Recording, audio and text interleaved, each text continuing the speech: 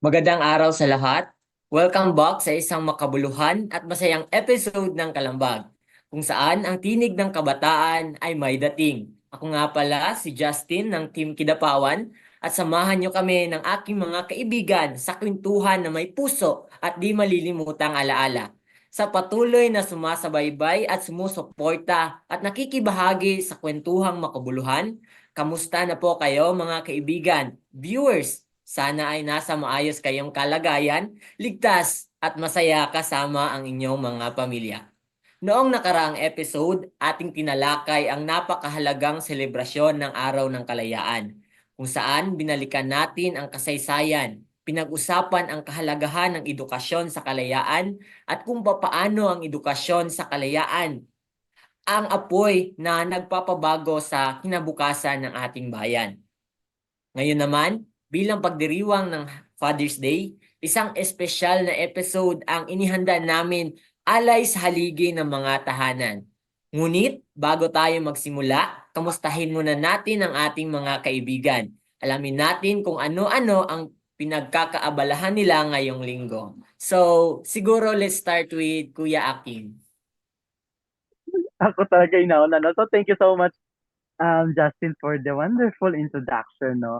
And of course, no, this last week, nung ano, hindi pala last week, no, Thursday, and Friday, which is kahapon, focus kami sa, pag-practice practice for the graduation, for the commencement ceremony, no? This is the day of, kumbaga, sa 4 na taon na pinaghirapan namin. So, advance congratulations to all the graduates of USMKCC.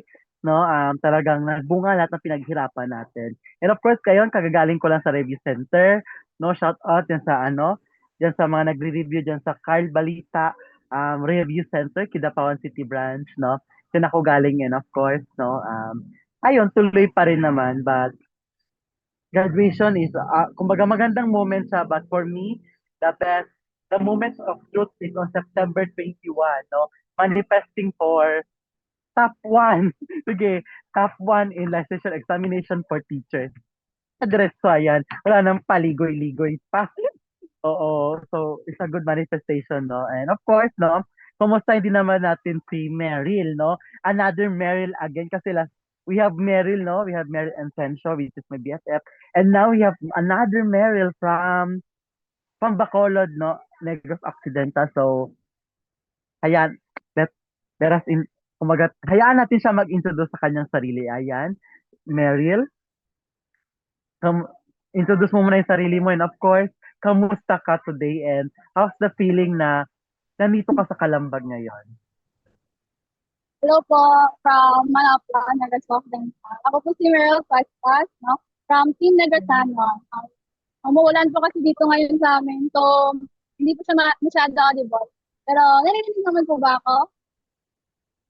Of course. Hello po everyone. So far, okay naman po ako. Ito nang still thriving ng college po this year. Ako,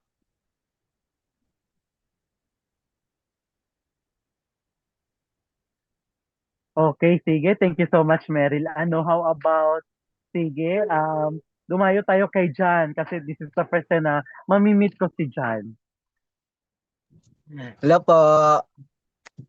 Ako po Mhm. pala si Johnny Nopre from Negros Anon. Kasama ko yung si Mary. Kilala ko yan. Yes. Hello Mary. Dalawang beses ko na itong sumama sa Kalambag. Pero gusto ko pong na ma-learn yung lesson natin ngayon. Kailan po. Thank you. Okay, sige. Thank you so much. How about you, Levin, no? No, pangiting-ngiti dyan sa Ah, gilid dyan. Kamusta ka today? okay lang naman. Super Ah, tagal ng tulog ko mga. Hindi kasi ako ginising kahapon. Dapat magpapagising ako. Isang hour lang dapat nap ko. Pero biglang from 8, 7 p.m. ata nung uwi ko hanggang kanina lang 7 a.m. rin. So medyo matagal rin yung tulog ko. So okay lang naman. Feeling refreshed talaga after sobrang tagal na tulog. Siguro kinakabahan kasi parang ulan eh.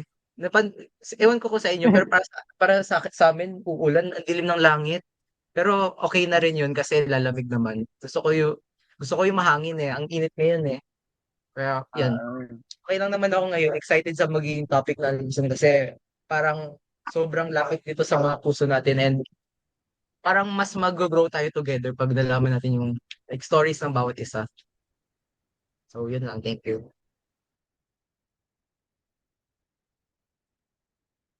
okay, sige, no? How about you, Jacob? Kamusta ka this week and ano yung mga pinagkakabalan mo sa buhay? Hello po. So I have been very fine this week. So since the topic is Father's Day, I would just like to say that I am a new father. Hindi, joke lang po, joke lang. Just joking. Yesterday, we had a massive basketball match and I had so much fun.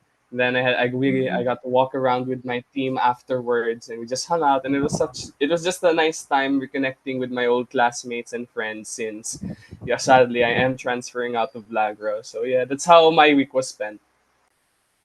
Oh, thank you so much, no? Ang Michael Sager ng Kalambag, no? Ayan, so we have, sige, Daisy. Okay. Hello po sa lahat. Naging busy po ako ngayong week sa pagjo-jogging, gano'n, pagbabasa, pagsusuot ng kung mga ano-ano yung mga maalala ko. So, ano, naging productive ako ngayong week. Yun lang po. How about po si Ate Rhea po?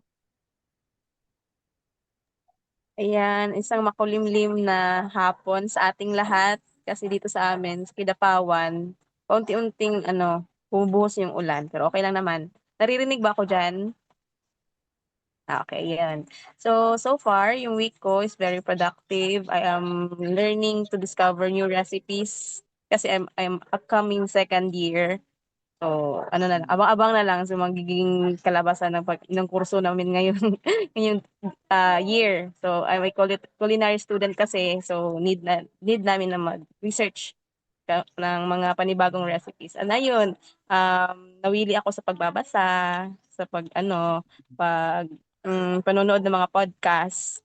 Ayun. And dito lang din sa bahay kasi walang masyadong ganap yung buhay ko. Nandito lang sa bahay, yung bakasyon ko, staycation talaga dito sa bahay.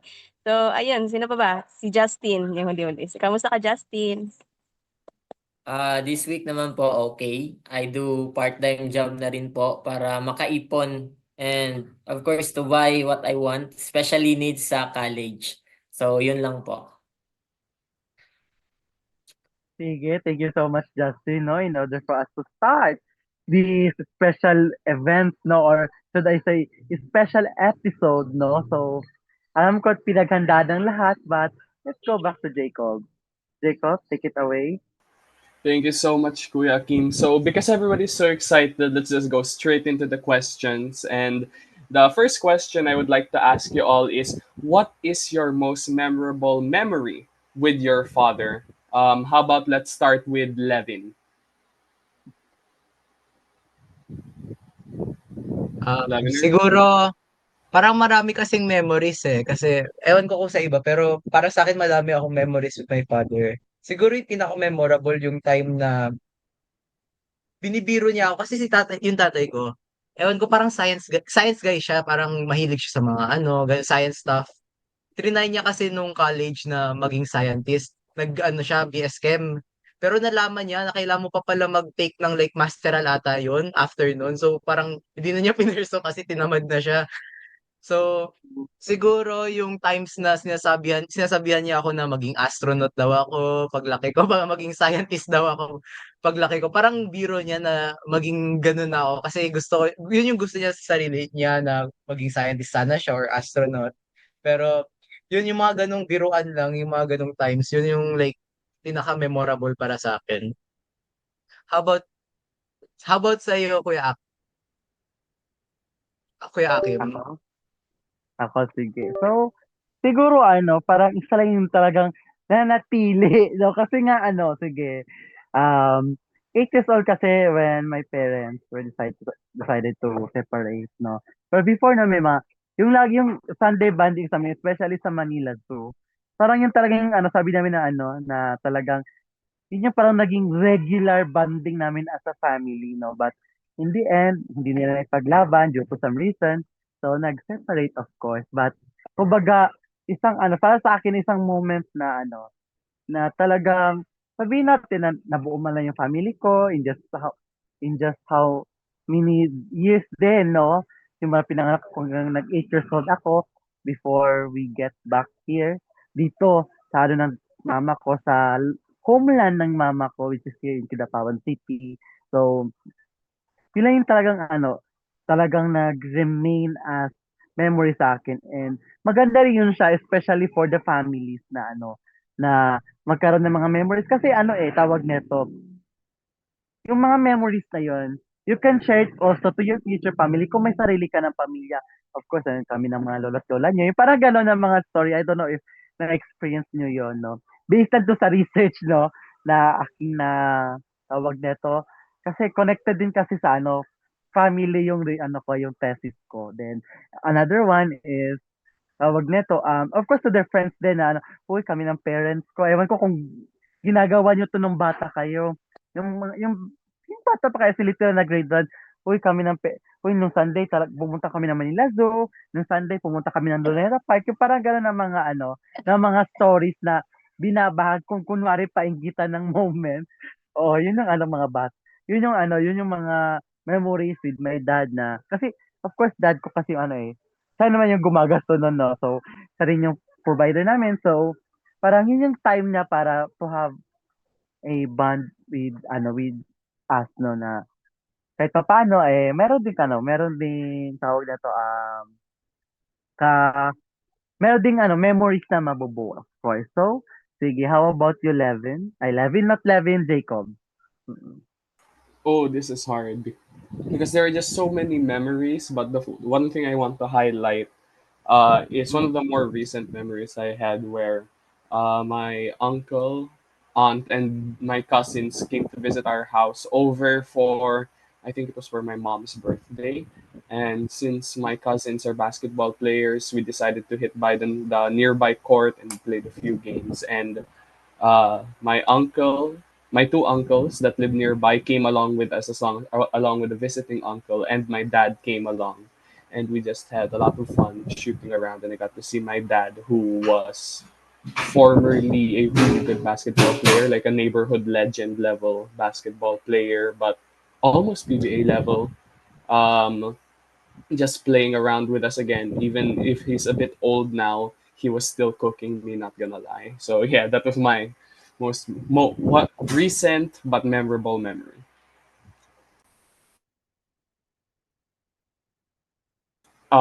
So would anyone else like to answer the question? Maybe Ate Daisy has an answer. Go, So, Daisy. marami kasi mas close ako sa papa ko eh. Marami kaming memorable tsaka mas sasayang memory ng papa ko kasi mas close ako sa papa ko kaysa ano. So, una, siguro sa tuwing nagvi-videoke kami kasi libangan namin sa bahay tuwing uwian pagkatapos ng klase, videoke, gano'n. Tas si papa ko yung nagsusundo sa'min kahit hanggang nag-grade 12 na ako, hatid-sundo pa rin ako ng papa ko. Tuwing naliligo kami, bonding Mm. rin yun namin ng mga kapatid ko, gano'n. At yung pinaka-memorable talaga tuwing nagtatrabaho kami sa palayan namin. Kasi like ngayon, tuwing bakasyon namin, kami yung nagtatrabaho sa palayan namin imbis na kumuha pa kami ng mga tao, like ng mga tao para magtrabaho is kami na rin yung nag-i-insist na parang tutulong, gano'n. So, yun yung mga memorable memories ko with my father. Yun lang. All right, thank you, Daisy. So how about let's ask Ate Rhea. So before I jump to my answer, I would like to greet all the fathers, yung tumatayong papa, padre pamilya sa bahay natin. Happy Father's Day sa lahat-lahat. And ayun, sa maraming memories na-share namin ng papa ko, yung pinaka tumatak talaga sa akin is yung sinasama niya kami, especially kami magkakapatid sa ano, sa farm. Para sinasabi niya dun na, "Kapag hindi kayo mag-aaral na mabuti, dito kayo pa." Parang gano'n. Parang hindi siya pang-discourage. It is more like encouragement para sa amin na, ah, mag mag-school ng mabuti and talagang atubagin yung pag-aaral. Mm. Thank you, Ate Rhea. So last but certainly not least, let's ask Kuya Justin. So, hello. One of the most memorable siguro na bonding ko sa aking father is yung time na graduate ako. Because siguro alam naman natin na walang ama ang hindi masaya pag graduate yung kanilang mga anak. And because of that, mas naging close kami ng father ko. We share memories together. And of course, kumbaga nalaman ko na proud pala yung papa ko because I know my father is, kumbaga silent lang siya. He is not more into words but through his action. And I think nakita ko yung action na binigay niya nung graduation ko. And after that, pagkatapos ng graduation, kumain sa labas, then chat. And I think it is one of the most memorable memories na kasama ko yung father ko. Thank you, Justin. So everybody shared their very sweet and memorable memories, just highlighting how much our fathers mean to us. So now I wanted to go over to the more interview type question. So the second question will be, how would you describe your father in 3 words and then why? So let's start it off strong with Kuya Akin this time. Ba't sa akin? Ako laging nauna, pero sige. Bago ako, sige, gusto ko marinig si Jan. No, hi Jan. No. Hi, Ano nga ba Jan. yung tatlong ano nga ba yung tatlong salita na may nating mailarawan sa ating ama? O paano mo mailarawan yung yung tatay sa tatlong salita lamang? Go ahead. Sa akin po is strong po. Sa akin si Papa is lagi siyang trabaho, araw-araw ulan, nagbabasa siya ng ulan eh. Pero mahal na mahal ko po yung papa ko at sa dalawa po is ng love. Lagi po siya andyan sa akin, yung kapatid ko at grabe talaga yung pagmamahal niya sa amin ng pamilya ko po. At yung tatlo is ng ano pa ba? Ng kalimutan ko po, wait lang. Pass mo Ay. dapat. Pass daw muna si Kuya Jan. So, balikan na lang natin si Kuya Jan mamaya. How about Levin? Siguro kung i-describe ko tatay ko, matatag, tahimik at mapagmahal. Matatag in a sense na since sa abroad siya nakatira, wala siyang pamilya doon, mag-isa lang siya palagi. Parang 30 years na ata siya sa Saudi na mag-isa lang siya talaga. Nung time lang na nagstay kami doon is yung time na hindi siya mag-isa. Pero ever since umalis kami, 8 years ago, mag-isa siya ulit. So, parang kahit ganun yung kasi mahirap 'di ba na malayo ka sa pamilya mo. Yung wala kang makasama sa bahay, walang mag-iintay sa'yo sa bahay. Parang ang lungkot talaga nun. So, yung in a sense na hindi siya nagrereklamo, yung okay lang siya na kahit araw-araw na lang kaming tumatawag sa kanya, at least nararamdaman niya na mahal namin siya, palagi namin iniisip siya, ganun. So, yun. Tapos, tahimik in a sense rin na hindi niya pinapakita na like, hindi siya mahilig sa mga words na mahal kita, ganun yung mga ganung words na parang pinapakita niya yung mga ganung sa actions niya imbes na sa words kasi parang sa pagkakaalam ko kasi kwento rin niya na lumaki siya na walang ganun sa tatay niya, hindi siya ginaganon. So parang hindi siya sanay na pakita sa words. So mostly actions palagi niya kaming tinatawagan. Palagi kaming sinisendan ng mga reels sa Facebook, yung mga reels na encouragement, motivational reels, yung gano'n. So, yun lang naman. yun lang, for now, yun lang yung i-describe ko sa tatay ko. Siguro mamaya makakadagdag pa ako. All right, thanks, Lev. But I think Kuya Jan has finished his answer. So, what is it, Jan? Nakakabahan po kasi ako eh. Sorry po. It's Ang okay. hirap na po, supportive po. Andyan po palagi yung papa ko pag may laro kami ng volleyball, kahit anong sport andyan siya eh. Yan po. All right, thank you so much, Jan. Let's hand it over to Ate Rhea naman. So it's so hard, no? Yung talagang sa dami ng mga words, tatlo yung pipiliin mo. Sige. I would like to define my father as more of like, tama yung sinabi ni Levin na silent. Kasi hindi lahat ng mga kalalakihan is expressive through words. Yun ang napapansin ko. Hindi sila expressive through words, but more like into action sila. Ganon. Yung papa ko din is supportive.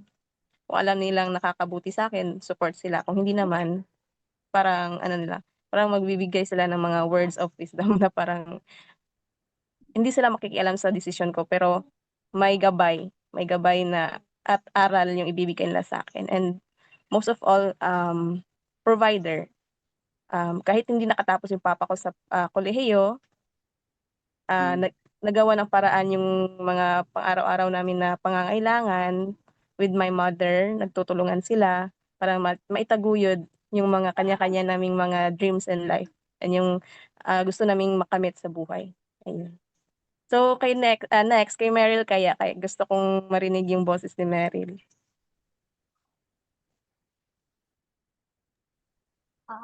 Actually po, if I do describe my father, no words talaga na makaka-describe sa isang tatay. Pero for me po, my father is my foundation.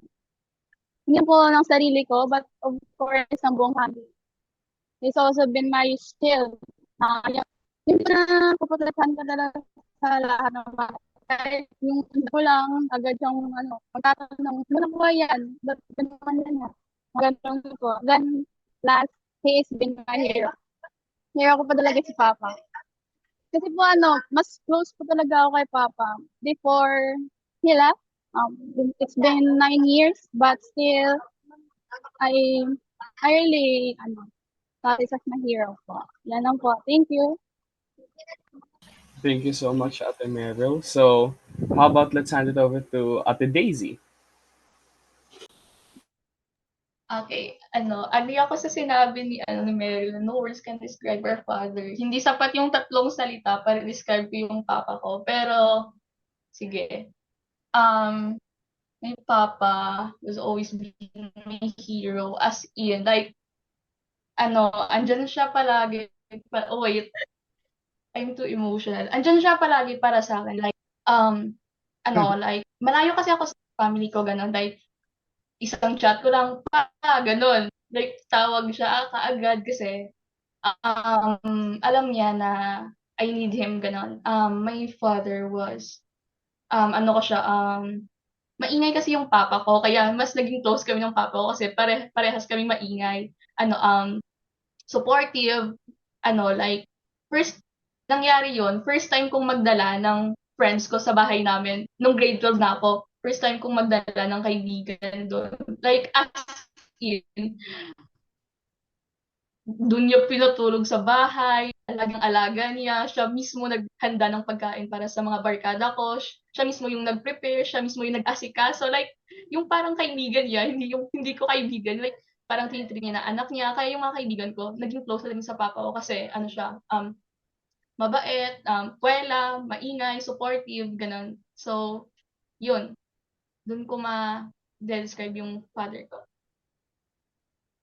Thank you, Daisy. So, I'm sensing a common theme that really 3 words aren't enough to describe our fathers, but we're going to try anyway. So, how about Kuya Justin? So, para sa akin, tahimik at maaalahanin. First thing, because I know my father na hindi talaga showy sa kanyang mga achievements, which is opposite to mine. But I really love how he care. For example, may mga activities sa school, may sasalihang pageants and etc. He is always there for me. And of course, he always support me no matter what decision is. Yun lang po. And thank you, Kuya Justin. How about Kuya Akim? Ayun, go ba? Siguro isa lang siguro yung pagiging supportive. Siyempre, nabalik ko na, sabi ko sa inyo dati, di ba, na hindi ako lumaki sa kanya, hindi kami lumaki sa poder niya. But kung ano man yung gusto ko, nandiyan siya palagi para supportahan ako. Especially itong pagkuha ng education na kasi talagang si mother kasi siyempre meron ng engineer, no? So, dapat daw, something like yung mga business administration, yung kunin ko daw, no? Kasi sa office lang. So, kasi hindi yun yung passion ko eh. So, sabi ko, gusto ko mag-education talaga. Gano. So, gusto ko talaga mag-education. So, ayun, walang nagawa si mama. Pero, ayun, sabi lang papa sa akin, ano, sige, go lang. Kung feeling mo, yan yung para sa'yo. Yan yung nakadestin sa'yo.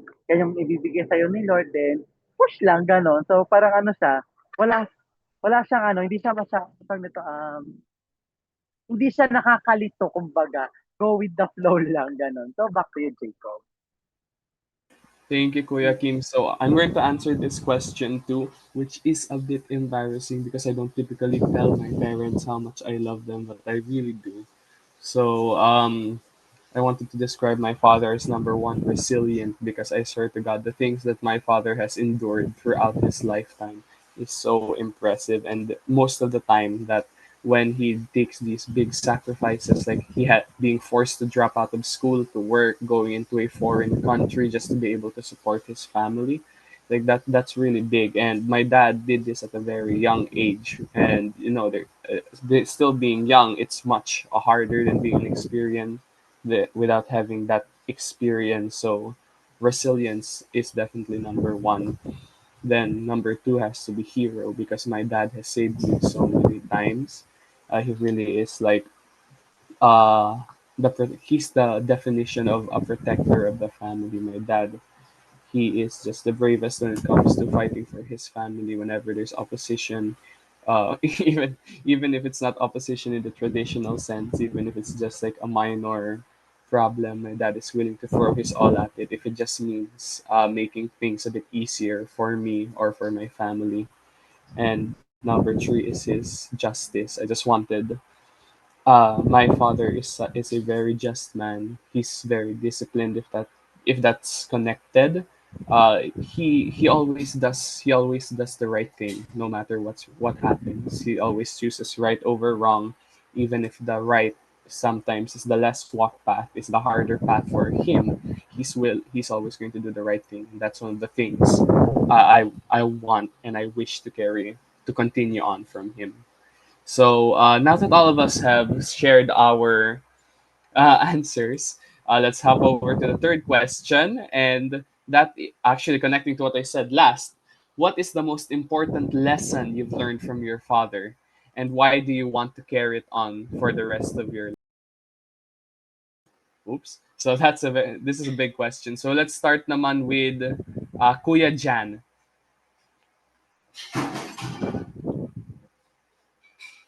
Kuya Jan, are you there? Sige pa, sige pa. Ano pa yung yung nagbigay sa ni Papa sa nadadala ko po lagi-lagi po. Yung respeto ka sa sa kapwa mong tao, yan po. At respeto lang po, yan lang po. Okay, very very solid. How about Ate Meryl naman? Siguro po, marami po talaga sinasabi si Papa sa akin. Ever since nung bata pa ako. Pero yung tumatak ko talaga sa akin is yung every every decision you make to be, ikaw talaga yung mismong piligot ka.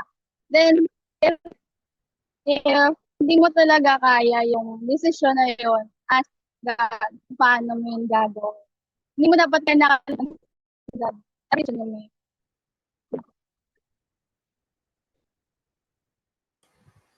Okay po, thank you Ate Meryl. How about let's give it over to Ate Daisy?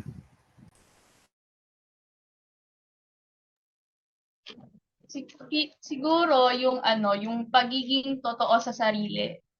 Yun palagi yung sinasabi sa akin. Yung ano, kahit hindi ka perfect, basta ginagawa mo ang tama at may paninindigan ka sa desisyon mo, yun. Natutunan ko rin sa kanya yung pagiging responsable, yung hindi mo iniiwan yung mga taong umaasa sa'yo at yun, tulad yung sinabi ni John, yung pagiging marespeto sa kapwa at sa mga lalo na sa mas nakakatanda sa'yo. Yun lang yun ko. Okay, thank you so much, Ate Daisy. How about Kuya Akin?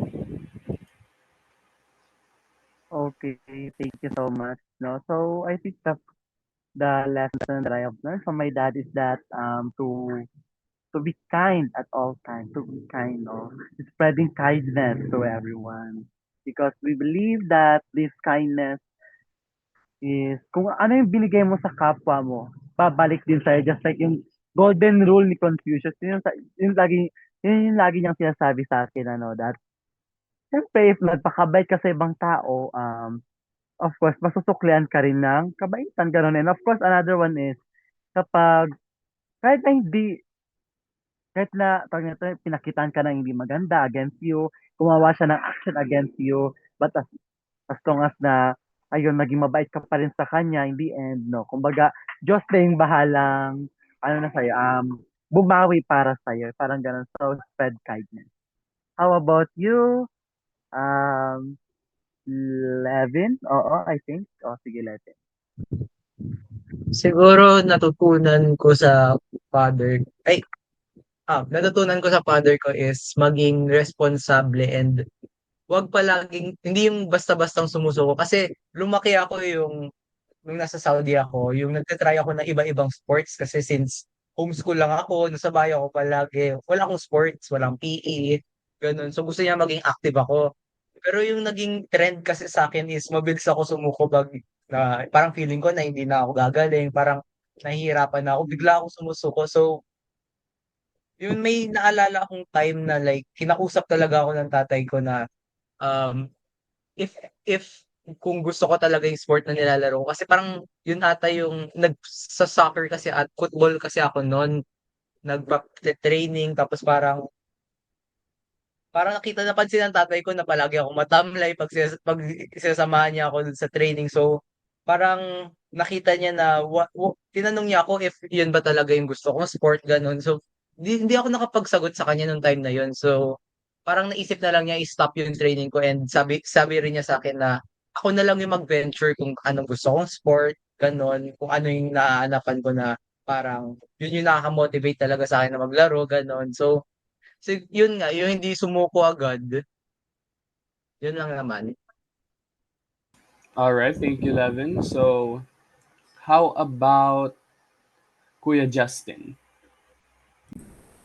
Siguro one of traits na gusto kong makuha sa papa ko is the love and guidance that he gave us. Siguro in the future, I want to have the love of, kumbaga, yung consistency na binibigay ng father ko despite of the problem, the challenges that we face, the love is still there and I want to apply it to myself to help myself and of course to help my future kung may future family ba ako sa future. Kumbaga, kung maa-apply ko yon is I am able to be a man because of that love. Yan lang po. Very deep words. It resonates very deeply with me actually because that's also something I would like. But so, let's ask Ate Rhea. Okay.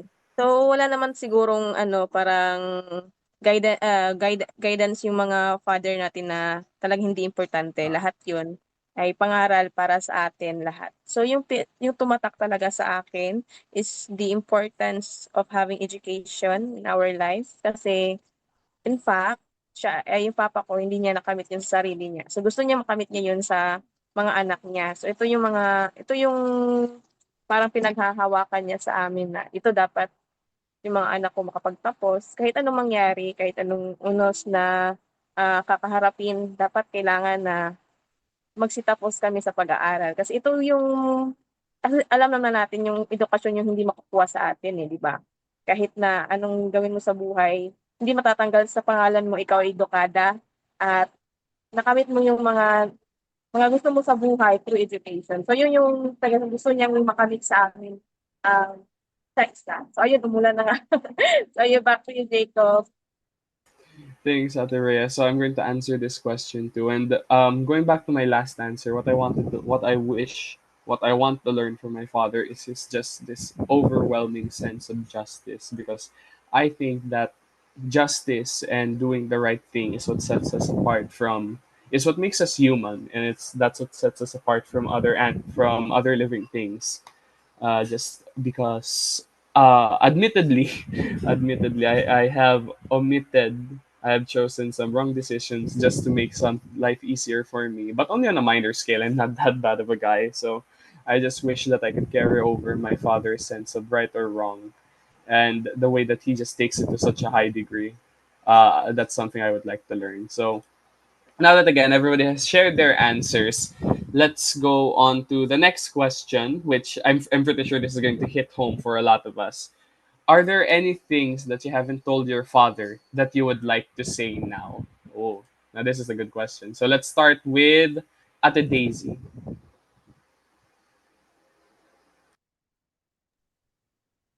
Ano, siguro, ano, marami. Pero una, gusto ko muna siyang pasalamatan siyempre. At ano, kasi alam ko hindi ako laging madaling kausap at hindi rin ako yung madalas na magsabi ng I love you, gano'n. Ano, minsan naiisip ko baka hindi niya naririnig, pero ngayon, hindi siya nanonood eh, pero minsan nanonood siya ng Kalambag episode natin. Ano, gusto ko lang sabihin na mahal ko siya. So, sa amin, sa Ilonggo, ano, palangga ta ka, mahal kita, ganun, Ah, palangga ta ka, papa, amo na sa amon, Ilonggo. So, yun, ano, at I'm so proud na, ano, na na siya ang papa ko. Yun. Thank you, Ate Daisy. So let's hand it over to Ate Meryl this time.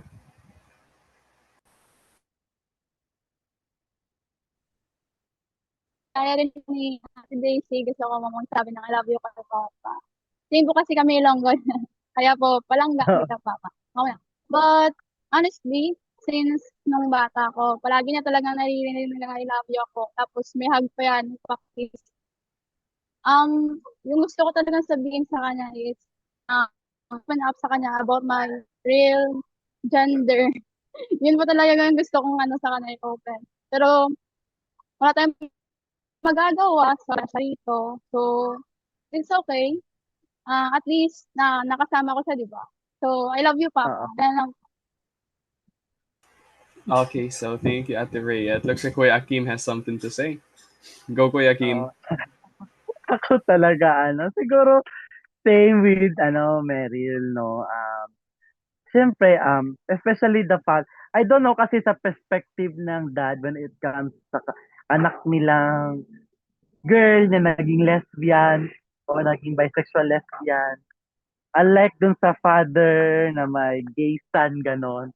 Naalala ko tuloy yung thesis ng classmate ko. So, shout out sa'yo, Vivian Ramas, sa pagtagumpayan mo yung thesis na to. So,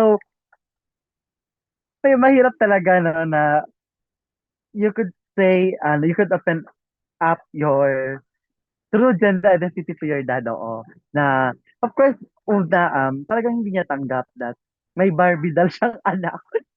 Oo. Kasi at that time na binilhan niya ako ng, I remember the time na um, binilhan niya kami ng baril. O yung parang laruan na baril. Pero pinutol ko yung sa akin kasi I really hate. Hindi na ayaw ko talaga ng baril. Ayaw ko ng baril kasi for me yung baril is symbolize as sa war or negative. So ayoko nun. Gusto ko yung luto-luto. Oo. Which is yung binili ni mother. So, oo. Kasi talagang ganun eh. Yung may mga dad talaga na may mahirap kanyang tanggapin, but in the end, natanggap din nila, and of course, no, of course, thankful pa rin din naman ako kasi kinuportahan niya ako sa kurso ko, no. It's because, ayun nga, way back before, nagpaaral siya ng mga kapatid niya, ng, of course, education din, pero hindi pumasa dahil nga nagbulakbol, oo, no? Biruin mo pa naman, kinabukasan yung let exam, tas pagkagabi before the let, ayun, tumagay, nagwalwal. So, ay, ang nangyari, pumasok sa let, pumasok sa examination room ng lasing, oo. So, hindi nakapasa. So, parang, yung pangarap niya, kumbaga sabi ko talaga sa kanya na ano, ako yung tutupad ng pangarap niya sana sa mga kapatid niya, o na pinaaral niya nun, pero medyo sumablay din dahil nga gano'n, nagbulakbol. Pero sabi ko, ako yung tutupad niyan para sa iyo. So, ayan, graduating na ako next week. Oo, and manifesting for, ano, ayun, nabanggit ko na kanina. So, ayun. Um, Bira talaga na magsalita ng I love you sa papa mo, gano'n, but alam na yan ni papa, no, na mahal na mahal ko siya, and of course, no, lagi rin siya nakasuporta kung ano, sabi niya kung saan mas kaya ko, then go lang, no pressure, of course. No, so thank you so much. How about, sino kaya dito? Lagi na lang si Levin yung kasunod ko, so dapat iba naman. I think si Daisy. Tama ba? Tapos na si Daisy. Ay, tapos na po, ala. Si, ano, Rhea. Tapos ka na rin, Rhea. Ayun. Ayun, yung ulan talaga ito talagang ano na, parang Laban. hindi na stop. Napakalakas ng ulan dito kaya parang lumalabas ako sa screen para marinig ko lang kayo. Ayun. Siguro yung ano, yung parang tinitibok ang puso ko, yung parang gusto ko sabihin sa papa ko is ano, first of all, salamat, 'di ba? Kasi without him, without my parents, hindi walang Rhea ang nandito ngayon, 'di ba?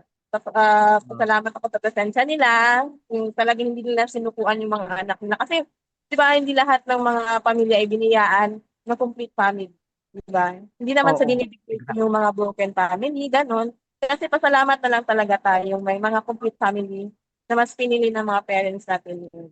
And ano din, kasi kaming magkapamilya, hindi masyadong close. Siguro nature na lang din ng family. Nagmamahalan kami pero Mm. hindi kami masyadong close in terms of words. Kasi may mga ibang pamilya kasi na talagang ano sila, parang ano lang, walang boundaries lang. I love you, ganun, wala. Hindi kami ganyan. Basta napapakita namin through actions lang yung pagmamahalan namin. And isa pa, ano din, napapasalamat ako sa lahat ng aral na nakuha ko kay Papa. Kahit anong paraan, pasigaw, pagalit, mahinahon na pag-aaral sa amin. Talagang parang nakakalculate yun sa utak ko na yun pala yung gusto sabihin ni Papa sa amin. Pero hindi ko siya na talagang nasasabi, di ko alam. Ano ba yun? Anong meron? Pag hindi natin nasasabi sa mga parents natin na gano'n. Pero ang easy lang naman. Pero siguro, hindi pa right time pero okay lang naman kung sabihin natin kapag komportable tayo. Sa ngayon, kasi malalaki na tayo, parang ang feelings naman. Ganun pa rin, hindi. Ano sa ngayon lang siguro, parang feeling lang natin. Time will come na masasabi na natin yung personally sa kanila. So, ayun. Unang next. Thanks, Ate Rhea. How about let's pass it over to Kuya Jan next. Sa akin po, papa talaga siya po yung nagbigay sa amin ng ng salandigan po. Siya talaga yung may lahat-lahat po tinatrabaho yan na para sa amin. Po, ang sabi ko po kay Papa, mahal na mahal kita. Sabi po ni Mary, ni DC, palangga, taka Papa. Yan lang po. Alright, thank you, Kuya Jan. How about kay, ano naman? Let's give it to Kuya Justin. Siguro para sa akin is sabihin yung word na I love you. Kagaya na ng sinabi ni Ate Rhea and others, nahihirapan akong sabihin yon. Siguro, nadala na rin ng, kumbaga, nahihiya ako and hindi kami sanay. Kumbaga, yung father, I know my father kasi na, kagaya ng sinabi ko kanina po, kumbaga matigasen, dominant. And, kumbaga, just like, pag sinabi ko yun, parang matatawa siya or whatever. Pero siguro, in the future, yun yung challenges na gusto kong sabihin sa kanya na, Pa, I love you and siguro take care sa trabaho and ano, ganyan po. Thank you, Kuya Justin. Okay, how about let's hand it over to Levin. Sa totoo lang wala akong maisip eh kasi araw-araw ko kausap yung tatay ko kahit ano eh, parang gabi umaga nagko-call kami. So parang naging tradisyon na na lahat kinukwento ko. Pero siguro yung mga wait lang, papaisip talaga ako. Siguro na like ito, yung course na gusto ko. Kasi yung tatay ko, parang ano siya eh, gusto niya yung magiging course ko, yung parang nakikita talaga niya na may future ako doon, yung alam niya na pag lumaki ako, hindi ako mamomroblema, hindi ako mapahihirapan sa trabaho. So yung mga course na gusto niya, yung katulad sa trabaho niya, yung pagiging software developer or anything na tech related kasi alam naman natin in the future yun na yung uso, 'di ba? Yun na yung mag-lead ng industry na mga industry. So, yun yung gusto ko, pero gusto niya pero ako personally gusto ko maging pilot, gusto ko dentist. So parang nahihirapan ako sabihin sa kanya na yun yung gusto ko. So parang nagiging ano vibe na lang is sinasabi ko na lang sa kanya na, kinuha ko lang yan gusto ko lang yan kasi yan yung nakikita ko sa ganito, yan yung aano sa akin. Pero sa totoo, yun talaga yung gusto kong ma-course and if nanonood man siya, ewan ko kung nanonood siya ng Kalambag kasi yung Tagalog to eh, and hindi niya naiintindihan Oh. pero if ever nanonood siya, hello, hello na lang. Ito na yung totoo, ganun. Okay, yan lang naman. Okay, thank you, Levin. Hi, Levin's dad, if you're watching. So, I'm going to answer now too because this, yun nga, I don't know. I feel like it's just so much harder to say these kinds of stuff to my dad because I feel like I can say to my mom. It's chill with my mom. I can tell her I love her all the time. Feeling ko kasi nakakahiya pag tatay ko. So, I just wanted to tell if I could muster the courage, I would just like to tell my dad how much I love him. Even though I don't show it, I really don't show it. It's just always in the back of my mind. Like it. Oh no, I'm not. It would be embarrassing to say this. Oh no, it would be embarrassing to do this. But I just wanted to tell my dad that I love him so much, and that I really understand and appreciate everything he does for my family, for me especially because I know my dad goes out of his way talaga for me since I am the youngest of my family and I am the most annoying. Ako yung pinakamakulit sa pamilya, so syempre, of course my dad has to bail me out a lot of times. And I just wanted to tell my dad how much of an inspiration he is to me na um, just the things that my dad do, I just wish I could do it. My father is so intelligent. He is so smart. He has this insane degree of street smarts that I wish I could. I know he never graduated college, and but that doesn't dampen his intelligence for me. The reason naman he couldn't graduate was not because of his fault. It was because of the he couldn't afford it, and his family really needed somebody to start working. So that I am for sure my father could pass any course he wants because my dad is just so smart and I've always wanted to be like him and like my brother. So now that that's out of the way, everybody has been given their chance to tell their father something they couldn't have. How about let's go on to the next question and this one's more of a story type question. So, does anybody have a story they want to share with Kalambag that shows off why you are so proud of your dad? So, kung bakit kayo proud sa tatay niyo, tapos may story that can highlight it. Does anybody have a story? So, let's start with Ate Rhea. Pa? Hindi ko maano. Ano muna. Ay, sorry Ate Rhea. Parang ano po. Kasi Is hindi ko there a marinig yung question. Okay. So, is there a story that really shows off why you are proud of your dad? Like, what Okay. story with your dad that shows off why you love him so much? Ganun po. I'm so sorry talaga. Hindi ko talaga maano yung ulan dito. Parang hindi ko mapigilan yung ulan dito. Talagang ano yun, strong. So, siguro yung more of a story time tayo dito. So, yung story talaga na talagang masasabi ko na he's really being the father that is meant for us. Time na parang yung pamilya natin, talagang susubukin tayo ng iba't ibang problema. Yung ibang problema na yun is hindi natin aakalain na para-resolve natin. Iba pa nga, iba yung ibang family, talagang hindi nila kakayanan, end up na mag-separate yung mga parents. Siguro yung nagpapasalamat and magiging story to tell na lang din sa mga sa mga susunod na generations kung ako ay magkakapamilya is to hold on to the yung talagang promises niyo sa isa't isa. Na kahit anong mangyari, kahit anong dilubyo sa buhay, you need to think first of your family. Kasi ano lang yan, problema lang yan eh. Kapag niresolve natin yan, babalik at babalik tayo sa kung ano at sino tayo as a family. And wala naman sigurong problema yung ibibigay sa atin ng Panginoon kung hindi natin makakaya. Kaya nga ibinibigay sa atin to test how faithful and how strong we are as a family. And nagpapasalamat din ako dahil sa katatagan ng loob ng aking parents. Hindi lang kay Papa. Siyempre sa mga nagtatayong Papa din sometimes sa akin yung mga guardians dyan, di ba? Hindi naman sa all of the time nandyan yung Papa natin eh, kasi nature of work, yung may mga kanya-kanyang buhay din, hindi lang sa pamilya, maganon sa work din, ganon. Nagpapasalamat din ako sa mga taong nagagabay sa akin. At yung tumatayong Papa sometimes para sa akin. Ayun. Thank you, Ate Rhea. So, let's hand it over naman to Ate Meryl. So, I'm so proud of my father rin po. Even though na matay na siya sa amin. But, still po, I'm so proud of my papa because yung yung priority talaga nakaset mo.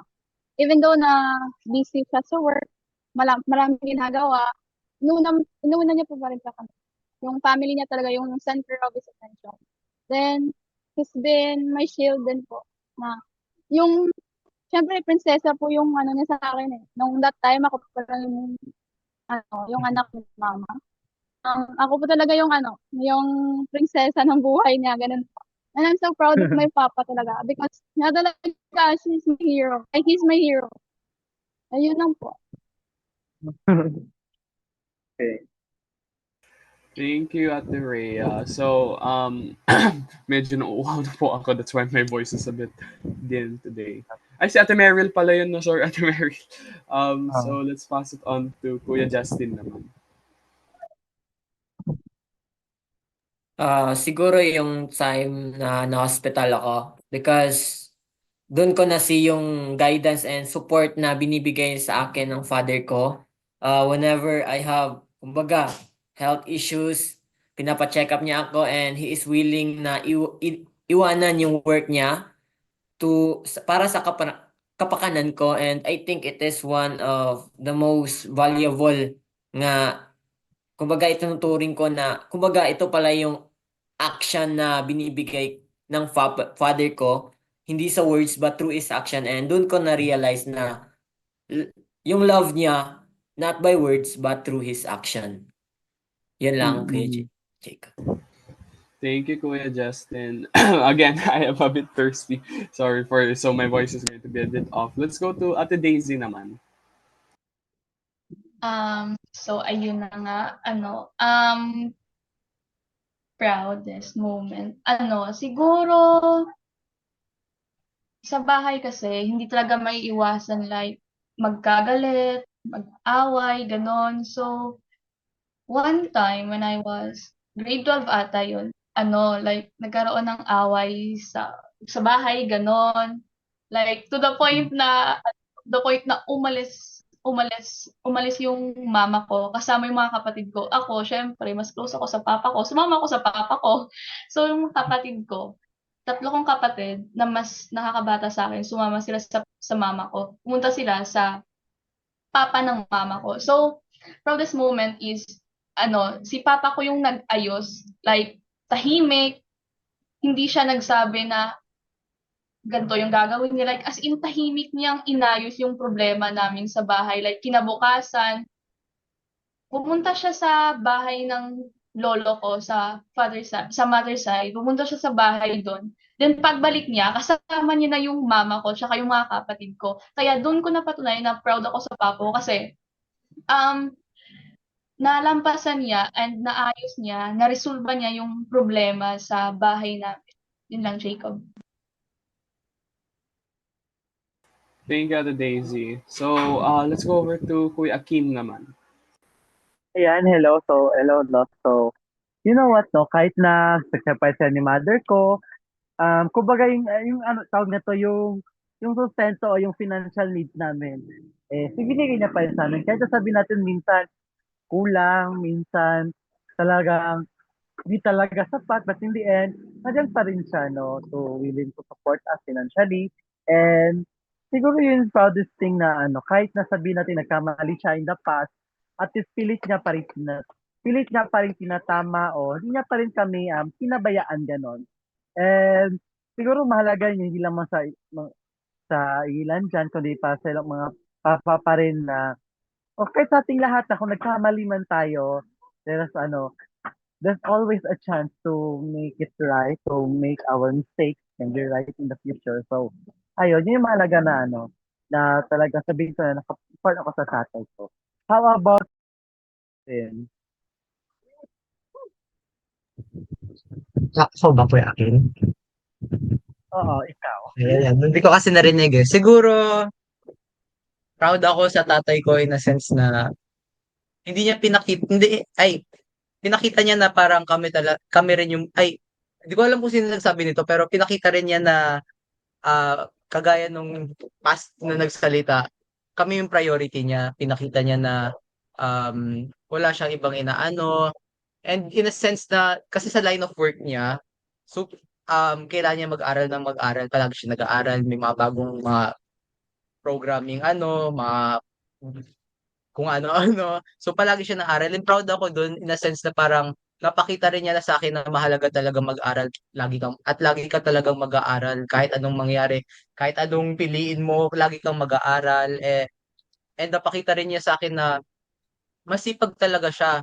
Masipag siya na kahit gabi na siya inuuwi, kahit minsan tinatawag siya kahit weekends, ganon. So napakita talaga niya na masipag rin siya. So yun lang naman. Thank you, Levin. So, let's go over to Kuya Jan now. Hello po. Sa akin po is proud talaga ako sa papa ko. Siya po yung siya po yung nag-ipon talaga sa amin ng pera. Siya talaga nagtatrabaho. Sometimes umuwi siya ng basta talaga, naglagnat wala talagang boring ng bahay. Sabi ko lang sa papa ko is, mahal kita. Yan lang pa. Thank you, Kuya Jan. So, because of time constraints, we are going to have to go to our final question. And so, I'm going to ask all of our members today we have to keep it short and sweet. So, the question is, anong mensahe ang gusto mong ibigay sa lahat ng tatay ngayong Father's Day? So, all of fathers, not just yours. Let's go from the bottom up. So, let's go for Levin.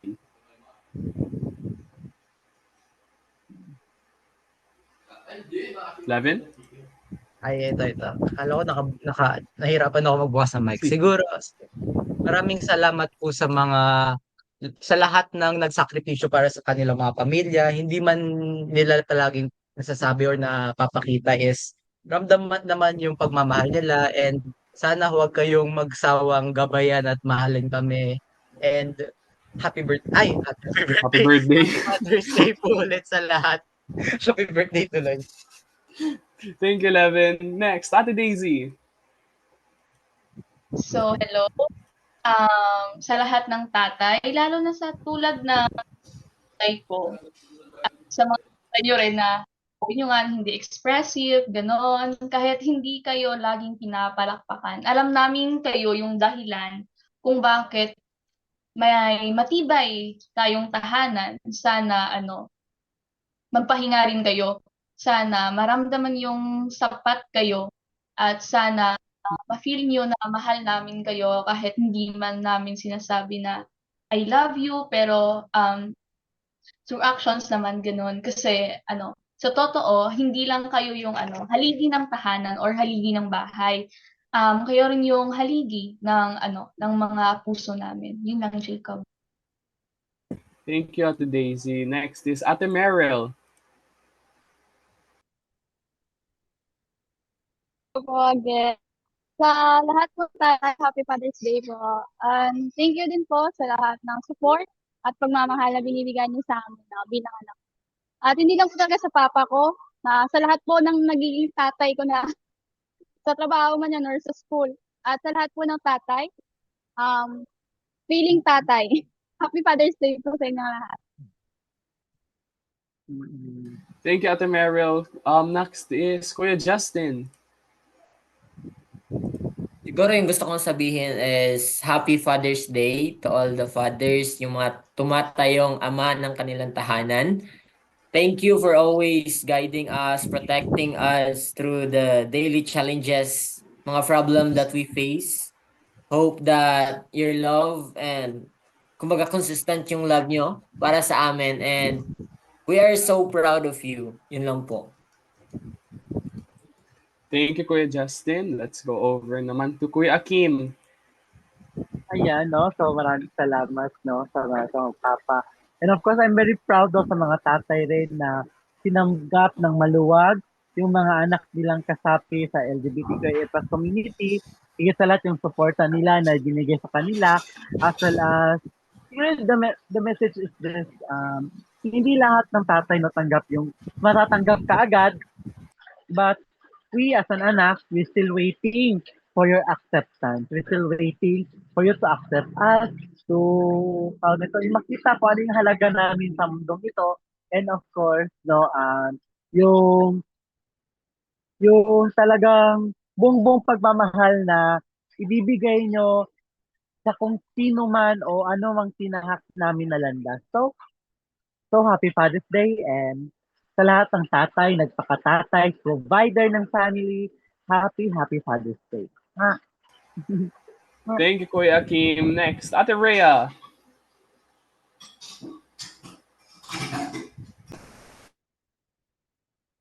Oo. Ay, Gusto ko ba is si Ate Rhea? Ay, na-disconnect na ata si Ate Rhea kanina because Connect si of the Rhea. ring, no? Oh, yeah. So, next is Kuya Jan. Ano po.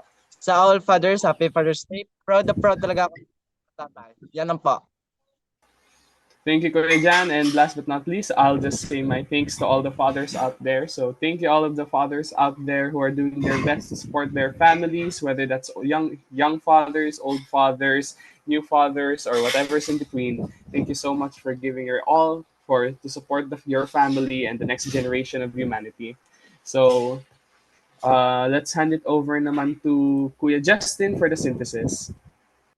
So, ngayong Father's Day, naway masalamin natin ang tunay na diwa ng pagiging ama. Hindi lamang sa dugong dumadaloy sa ating mga ugat, kundi sa pusong marunong magmahal, magsakripisyo at tumindig para sa pamilya. Ang pagiging ama ay hindi sukatan ng persepsyon, kundi ng paninindigan sa harap ng pagod, kahirapan at mga pasanin na laging nakikita natin. Huwag tayong mag-atubiling magsabi ng salamat at mahal kita. Hindi lang dahil Father's Day ngayon, kundi dahil sa bawat araw may dahilan tayong ipagpasalamat ang kanilang pag-iral. Habang may pagkakataon pa, iparamdam natin ang ating pagtanaw ng utang na loob sa salita at sa gawa ng ating puso. Thank you, Kuya Justin, and let's hand it over to Ate Meryl for the announcements. So, good afternoon po once again, mga kaibigan. I just want to tell everyone na this coming June 28, meron po tayong bagong episode from Team Negrosanon po yan. It will be about back to school. So, abangan niyo po kami this June 28. Yun lang po. Thank you.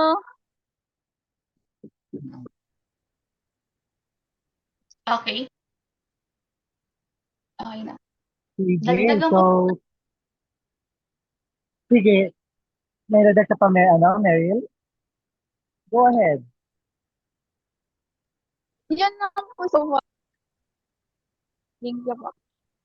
Okay. Ayun, no? So, maraming salamat. At maliban sa Kalambag, nariyan din po, mamayang gabi po yan, 7 to 8, ang Senior City na siyang kilala natin na lifelong learning. Nariyan din po ang Inclination o Inclusion Now na. Every Wednesday po yan, 3 to 4 p.m. din po yan at mapapanood po yan lahat sa official Facebook page po na Pinas Philippines. At tutukan nyo rin po ang bawat episode ng Kalambag, hindi lamang sa official Facebook page, maging sa YouTube page po ng Kalambag o ng Inet Philippines. Muli po, ako po ang inyong likod. Kami po ang mga membro ng Kalambag. See you next week and God bless us all. Na, Happy Father's Day po. God bless. See you next week.